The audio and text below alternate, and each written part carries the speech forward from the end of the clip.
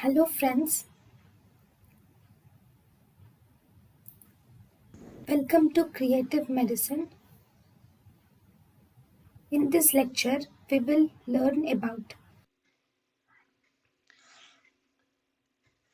Rituximab in rheumatoid arthritis. Rituximab is actually an anti-CD20 antibody. It is an anti-CD20 antibody, and this rituximab is a biological agent which is used in rheumatoid arthritis. It is a monoclonal antibody. It will attack the B cells and it will kill the B cells. Thus, it is an anti-CD20 antibody.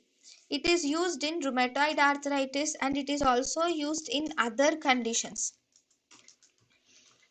Other diseases in which rheumatoid arthritis is used is chronic lymphocytic leukemia, non-Hodgkin's leukemia, systemic lupus erythematosus, and carcinoma colon are the diseases where the drug rituximab is used.